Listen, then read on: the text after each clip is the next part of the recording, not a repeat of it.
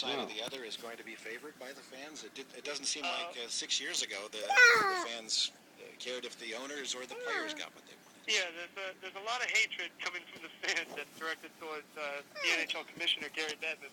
And, rightfully so. He's the voice of the owners. But he's not out there, making these decisions. He's just doing what he's told. But it seems like the fans are definitely on the players' side this time. Well, when players and owners engage in these kinds of contract disputes, both sides talk about ensuring the health of the game, and that's why they're sticking to their positions. Do you think they think about the fans at all? No. Bettman made a comment, I don't remember exactly what it was, but it was basically just a smug comment that it doesn't matter if we lock out or not. Our fans are going to be fans, and they'll be here again like they were the last time. And, fans, the diehards, are always going to be there. But where the NHL hurts is it's not as big as, Major League Baseball, the NFL, NBA. They can't afford to just not be on television and not be in headlines. It's just not good for them. They're going to lose those perimeter fans that aren't that big, that were just starting to get into the game. And now they see that there's, billionaires fighting with millionaires, and now there's not going to be any hockey to watch. And they'll just keep moving and, keep buying their NFL Sunday ticket packages. Mm-hmm. Well, you look back at an NHL fan would say, well, 6 years ago, didn't we solve all these problems? What couldn't be solved then that we're still working on today? Last time there was a lockout, the NHL, the Players Union, was very weak. The players weren't united. They were contradicting each other. They didn't have each other's back.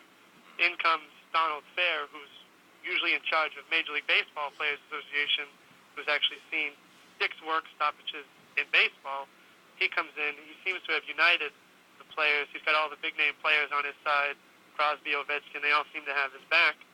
And the players got the short end of the stick last time. They did get the better end of the revenue sharing, but they got kind of hosed everywhere else. And they are, they aren't treated like they should be. So, they do have the players do have something to say, and I guess, they're trying to say it. Do you think fans will be listening to what the players are saying? Yeah.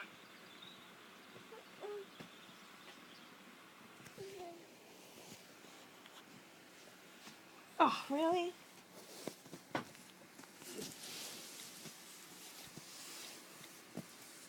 In a tuxedo, smoking a cigar, writing checks. So they'll always have the players' backs, and you can associate more with the player. He's going out there every night. He's the one taking the hits.